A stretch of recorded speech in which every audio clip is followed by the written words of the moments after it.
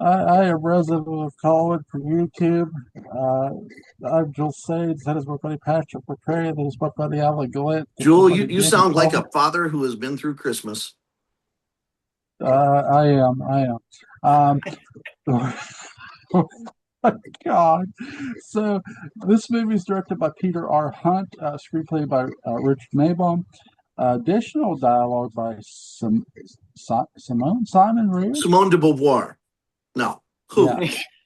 Simon Raymond, produced by Harry Saltzman and Albert R. Broccoli, starring George Lazenby. Diana Rigg is here. Terry Savalas is here. Telly Savalas Telly Savalas. Yeah. from the Players Club. Savalas, yes. Yeah. Very nice. And we also have Gabriel Rossetti. So we have not only a Once Upon a Time in the West connection here, we have an Avengers connection here. So, guys, when did you first see On Her Majesty's Secret Service? Patrick. Just today. Oh, sorry. Mid 80s on TV, and I think it was cut up with a narration. This weird cut that ABC tried. Yeah. Oh, wow. Very strange. Yeah. Yeah. Alan, when did you first see this? I was actually I was delayed on this movie because I was misinformed that I should avoid it. Boy, I'll tell you, so many people get that. Yeah, so it wasn't until the 90s sometime that I saw this one. What was it like then when it finally was revealed to you? Well, it was fine. I looked at it and I said, oh my God, they're ushering in 007 into the 70s a year early. Look, Alpine chase sequences, which we're going to see again several times. And also we got to see the change in set design because we're starting to see the European straight lines and not a lot of extra adornment for some of the sets. That's very Swiss. That's very, sort of it was very, very stylish in the 70s. Chrome or metal around it, windows, but not fancy stuff, and paneling, all that kind of stuff. You start to see more and more of that in this film. This film is a great jumping off point between the 60s and the 70s, actually. And I thought it was great. I had no objection to it at all. And everybody told me how bad Lazenby sucked, and I didn't find that to be true. For a man who's never done anything more than a chocolate ad in his life, he carries the movie perfectly well. Yes, he does. He's not a great actor. He readily admitted it. At the time, it was one of the reasons why he decided he didn't want to do it anymore. Also, I think the attention he was getting was a little uncomfortable too. Well, he had a crazy agent. Yeah, he had a terrible agent who fired him. He went off on vacation, grew a beard, and he wanted to publicize the movie while having the beard, and Cubby and Harry said absolutely not. And he told Lazenby, he said, look, George, you're much bigger than James Bond. And so he quit George, and George was like, well, hey, come here. And so Lazenby, to his credit, still paid his own way to do an independent promotion of the movie. You just like the actor would show up at theaters. Right. To promote this thing. Yeah. And as far as I know, he is not at all bitter about any of this at all. From what I understand, he still thinks he made the right choice in terms of his life. So there's a good movie called Becoming Bond that's about George Lazenby. It's narrated by George Lazenby. And, he's a big fun Australian. I met him. He's great. He's actually participated in parodies of himself. Yeah. I mean, he went off to Hong Kong and did movies like Stoner over there, and then he is in Kentucky Fried Movie for the Zookers. Yes, Zucker and Abrams. And he's wonderful. Yeah, he's a guy I wish had a little bit more of a career, just because he's a very likable screen presence. Yeah, he is. And he's in Return of the Man from U.N.C.L.E. Yes, he is. Absolutely playing a sort JB. of a tongue-in-cheek version of James Bond as JB. JB. Yeah. And it's hard to believe that was only 13 years later. Yeah. Yeah. Well, he was only 29 when he got the role. Yeah. Which is amazing. He was 30 by the time it came out. Ready for AARP. Daniel, when did you see this movie? Oh, just today, actually. What'd you think?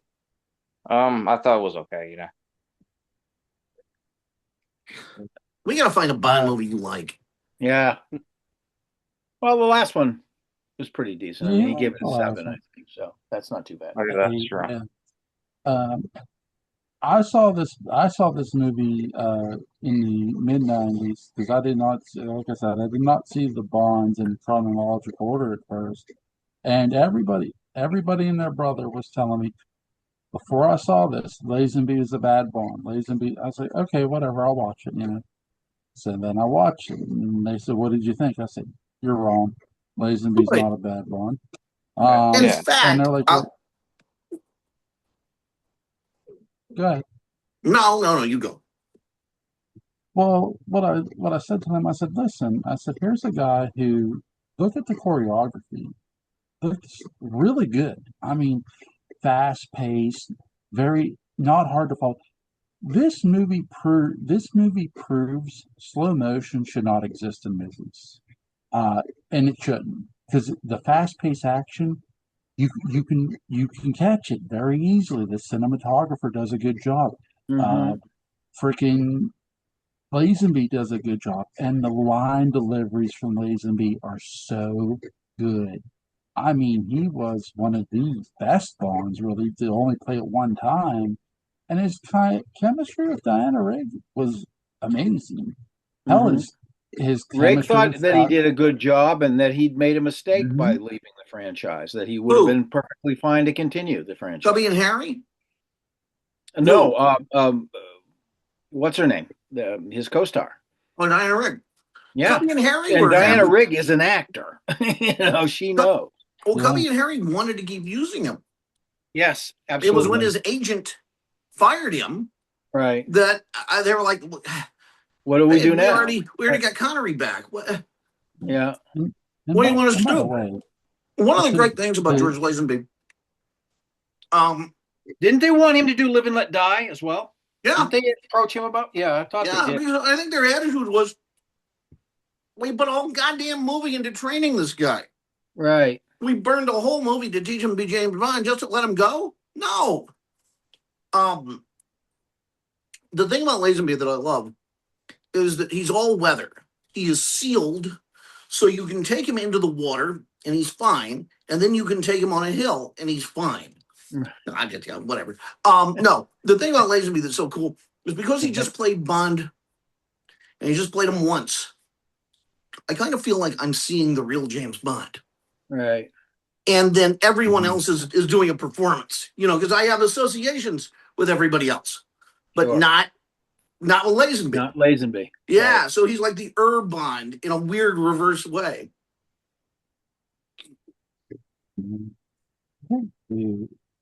Lazenby does such a great job. By the way, this movie, its budget was $7 million. Its box office was $82 million. So it made money. I mean, my God. Yeah, definitely. And his It's a chemistry really- of Telly, No, his you go. chemistry of Teller was amazing too. I mean, he's a good actor. Every time I watch this, I don't get what people were complaining about at all. It's less so now than it was when the movie came out. The critics lambasted him because they knew he wasn't an actor. And it was one of the biggest parts in the world. But the viewers and fans of the series have certainly softened. Many of them have completely changed their mind about it over the years. And Lazenby has been a popular mainstay at conventions and various other events, and very popular. So I think that attitude has changed, particularly probably in more recent years. But because it just simply wasn't true. He did not suck. He was. And you're also not entirely seeing him for all of this movie. For about a third of the film, he is completely dubbed by actor George Baker, Right. who, Jewel, you would know as Tiberius, my Claudius. Yes. Cool. He's the real Sir Hilary Bray, and they just decided to dub his voice in when he's being Hilary Bray. Right, because they wanted somebody with a more cultured British accent rather than somebody that was sort of in between the Australian and the British, which was perfectly acceptable as far as I was concerned. Anyway. But. Well, here's the question. I don't think they did, but they didn't dub Connery at all, did they? No. No, but this was a case where Lazenby's character, it wasn't just George Lazenby playing James Bond. But George Lazenby playing James Bond pretending to be yet a third person. Right. This effete baronet. Yeah. So it's like, I'd just get him in and have Baker Sure. do the lines. It's fine. It's fine because Baker could do the effete baronet thing. He's sure good. Yeah. He was very good. And actually, George Baker is one of those actors I would have loved to have seen be James Bond.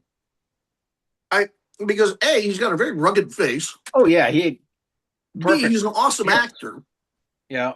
And so this is the closest I get to getting some George Baker. I think this is the biggest part George Baker had in a movie besides I, Claudius. Yeah. Yeah, probably. He's the forgotten James Bond. Right. Yeah. Yeah. Yeah. Yeah. But this is a movie. Peter Hunt over directs the movie. He certainly over edits the movie. He does everything he can. Everybody's working overtime to make this the best goddamn Bond movie they possibly can, because they don't know what's going to happen with Lazenby. This would be like, Robert Goulet replacing John Lennon in the Beatles. Right. As weird as that sounds, it was the idea of someone else playing Bond was just unthinkable. It was not a part that it had never been done. It didn't live outside of Sean Connery. Right. Barry Nelson doesn't count.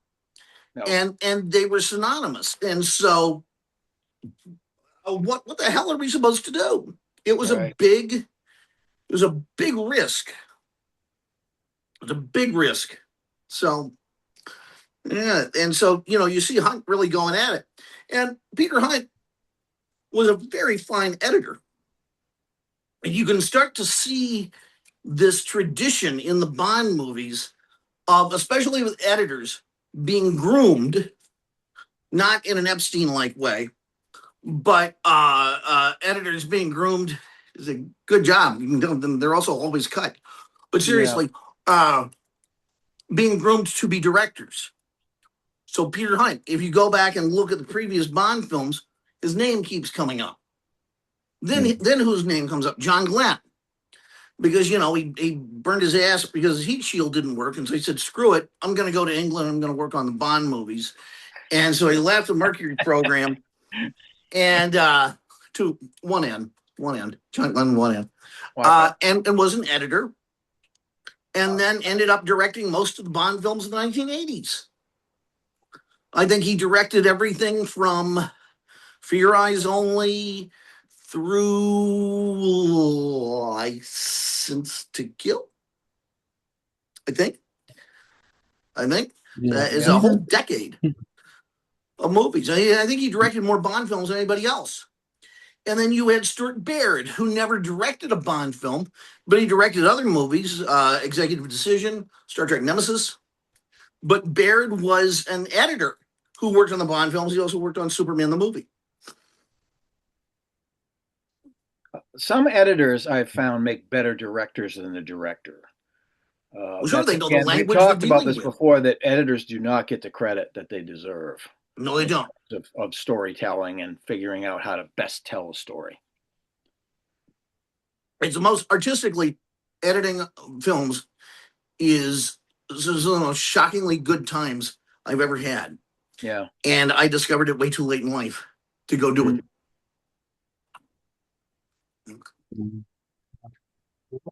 Sorry about Peter Hunt here. He no, pull this back up.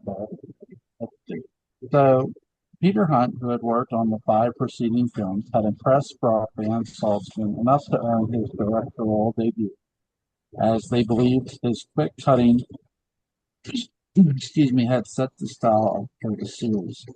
It was also the result of a long-standing promise from Broccoli and Saltzman for a directorial position, which they honored after Lewis Gilbert declined to direct. Hunt also worked for a position during the production of Chitty Chitty Bang Bang, and he brought along with many crew members, including cinematographer Michael Reed. Hunt was focused on making his mark. I wanted it to be different than any other Bond film would be. It was my film, not anyone else's, on Her Majesty's Secret Service. That's directly from Mission accomplished. Seriously. Yes, absolutely. Absolutely.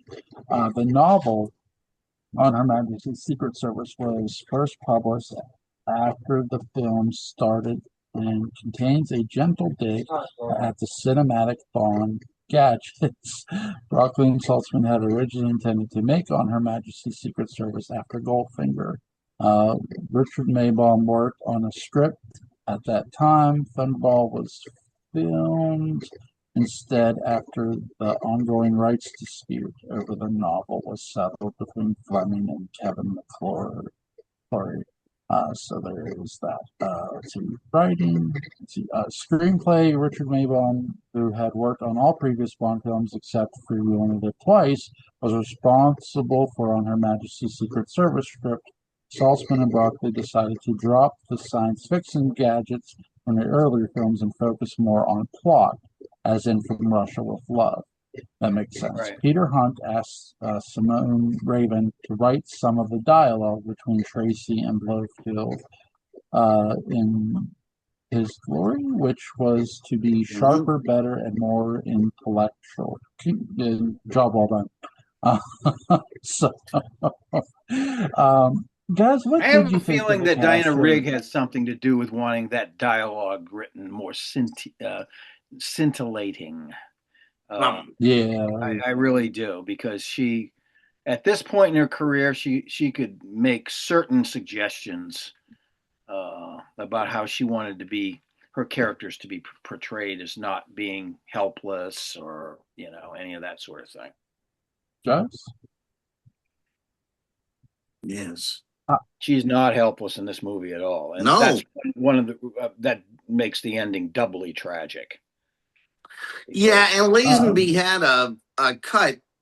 He was able to do a take where he was in tears. Yeah. And they decided not to use him. That was a terrible choice. Yeah. The whatever you were saying, Alan, you cut out. My internet connection was cutting out there. Can you repeat yourself? I'm sorry. About Diana Rigg, about the choice of dialogue during that Blofeld thing. I think she probably had a hand in making some suggestions about that too. She had some clout by this time in her career, and her characters, she pretty much insisted that her characters not be helpless women. In fact, she does such a good job with that in the places where she's looped in the chase scene, oh James, Yes. Which it fits nothing of what's going on. No. The only moment that really works is the awkward silences after he's made some morbid quip. Yeah. Well, he had lots of guts. Who the hell have I gotten engaged to? He's no Mort Saul. No. But I'll buy Mort Saul would have made a great James Bond. Sweater. He goes down and sits on the front of the stage at His Glory and talks to Blofeld. Yeah, Telly Savalas is really good in this movie. Absolutely. He is. He's Blofeld with, a crotch. He's Yeah. he's a sexual being, you can tell. He's He's a very virile. panther, he's And let's hear it for Ruby Bartlett. yes, She's one of my favorites. I think she's a delight. It's she's an true. absolute joy as a sort of ancillary Bond girl. Yeah, I would be thrilled if she showed up in the sexual J.W. Pepper. Yeah. If we didn't have J.W. Pepper to be that. Yes. Talking about a sexual being. Now that guy. Yeah. Clifton James. Just watch out, Jewel. Watch out. Watch out. The vibrations alone. The way he shops for an AMC Pacer in Thailand. Unbelievable. Pure heat. Yes. There's a lot of release dates for this movie. December 18th, 1969, London premiere. December 19th, 1969, United States. So there you go. There's two of them. So it was a Christmas release and set Yeah, at pretty Christmas. much. Yeah, Yep. that makes sense. Yeah, pretty much. I mean, this is in a lot of ways a Christmas movie. I mean, it takes place on Christmas, and it has. Do you know how Christmas trees are grown? I don't. It has the spirit. But hell, Christmas. an avalanche at Christmas time? What could be more Christmassy than that? Come on. Right? Dude, it's not New Year's yet. I do think what this movie doesn't get enough credit for is its physicality. It's a very virile movie. Yeah. Yeah. It's one of the best physically performed Bonds, and give credit to the stunt work. I mean, very, very well done. Wow. Lazenby did a lot of in and out work on the stunts, start and finish and all that sort of thing. But yeah, the stunt people were great. I mean, the whole Alpine stuff was just nuts. And they were doing there. This is one of those movies where the star had to be talked to. Yeah. Because he decked a few of the stuntmen. Yeah. Just not getting that. Yeah. It's not real. His physicality, though, was one of the things that attracted him to the role. He was auditioning and accidentally cold cocked somebody. Sure. In a stunt audition. In one of Connery's suits. Yes, that's he right. Got one of Connery's suits. He did his homework and went and picked up stuff that Connery had left behind. Not only that, he managed to sneak into either Cubby or Harry's office and had his feet up on the guy's desk when he came in. Yeah, that part I missed. I didn't know that part of the story. Yeah. Yeah, he's a ballsy young man, which, of course, would endear him to the producers, absolutely, because they were looking for that kind of vibe in anybody that could play it. And was he the youngest Bond? Yes. I thought so. Yeah. I thought he was, by a couple years, I guess. Yeah. Yeah, by just a couple years. But it would be either with this movie or the next one that they would start trying to woo Timothy Dalton. Yes. They started trying to woo him much earlier. Well, he'd already done Lion in Winter in '68. So they already knew he was the look they wanted and the intensity. Yeah, he was. That's what's crazy. They approached him while he was doing Lion in Winter. He turned them down. Yeah. So I think he said in the past he was intimidated. I've got a good Tim Dalton story. Because I consider Dalton to be, he's my favorite James Bond, certainly. He seems to be the most professional. He's the one who seems like his mind is on the job and you can actually trust him to go save the world. Mm-hmm. And I mentioned this to someone not knowing that they knew him. And they turned to me and said, Patrick, you would not say that if you met the man. So I don't know what that means. But I think it means he's probably a bit of a rascal, probably. I think he's just a goofball. Yeah. Yeah.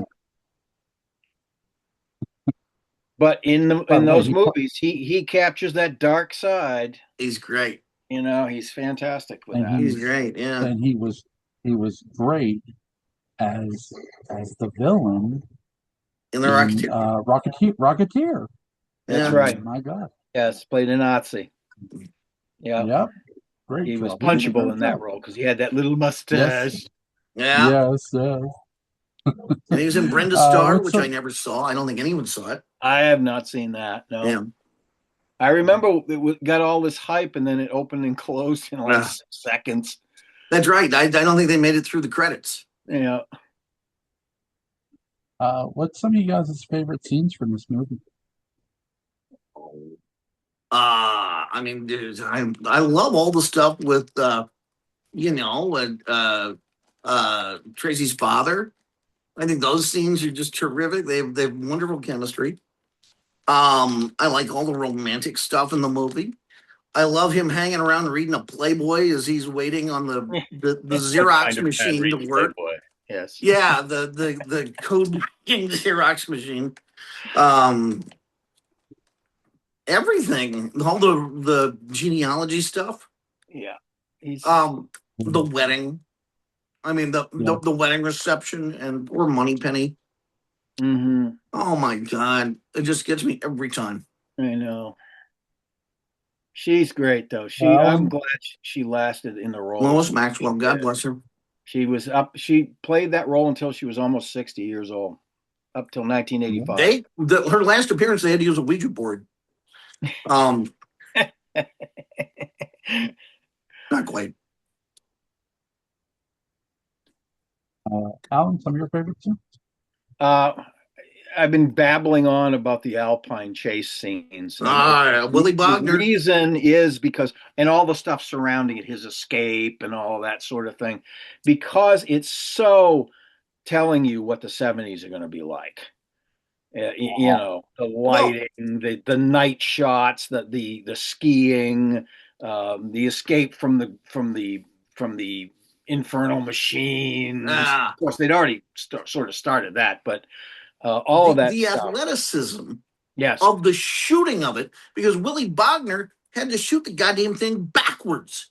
He skied backwards with the camera. Wow.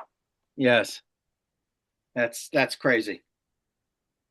And of course he said, being a crazy cinematographer, a cameraman, he said, I can do that.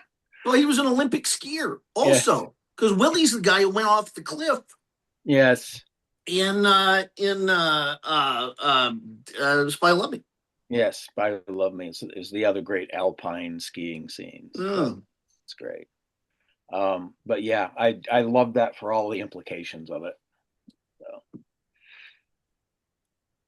Daniel, what's some of your favorite scenes?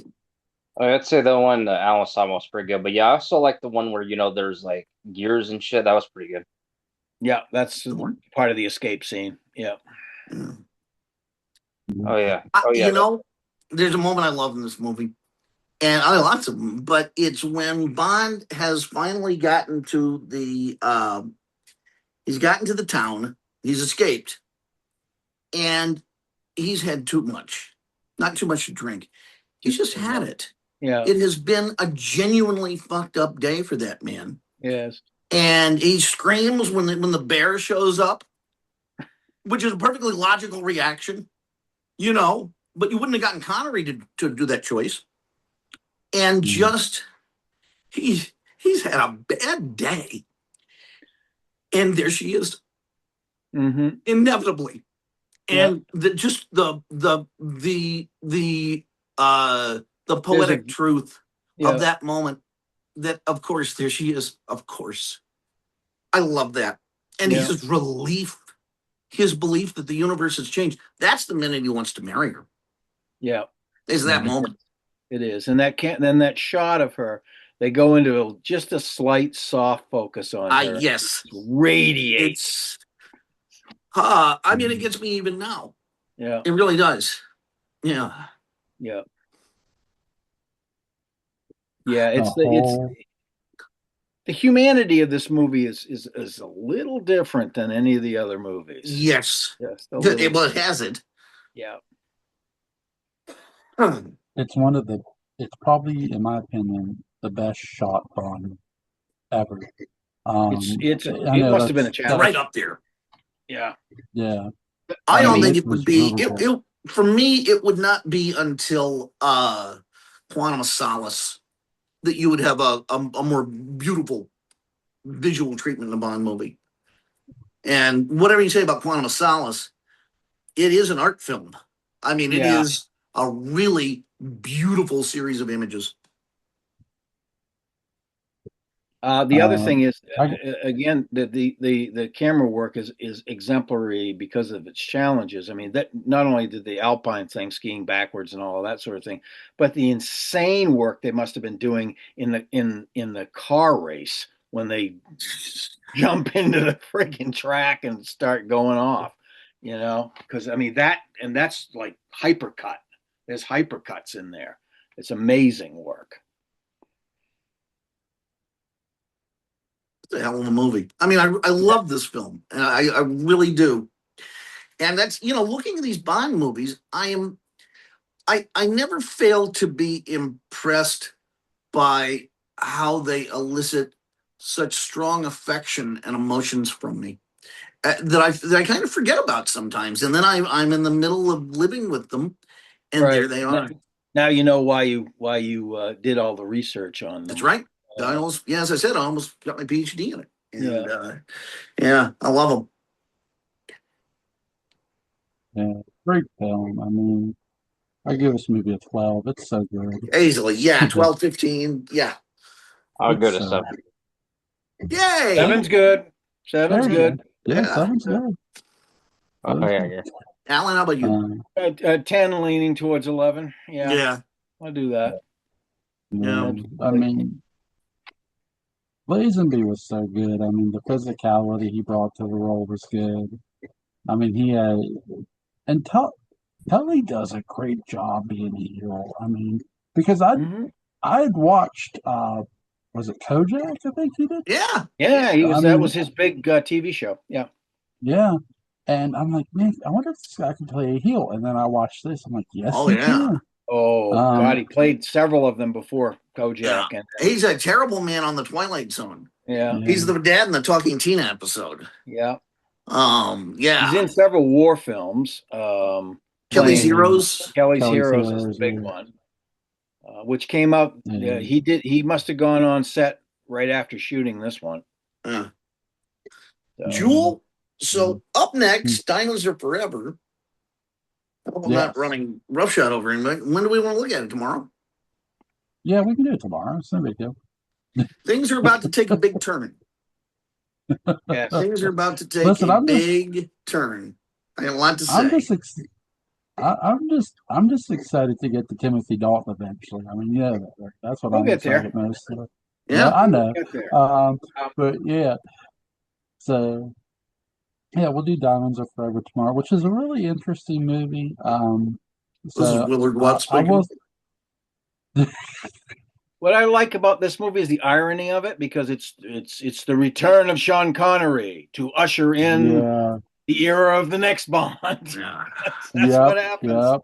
And Connery looks so miserable in this film. He's just so unhappy. I think at this point he's like, they're not giving me what I want for money. He was notorious for that, arguing about money on the set. Gee, imagine a Scotsman. Yeah. Anyway. Oh my God. Link to Patrick McCray's Dark Shadows Daybook Unbound will be in the description box. Link to Gallant's YouTube channel. Cullen's Port After Dark will be in the description box. Link to Daniel Culver's YouTube channel, Magic Devil, will be in the description box. And yes, link to Chapter 1 of Nightly Business will be in the description box. Yeah. You guys have a good night. I'll see you tomorrow. Take care. Take care.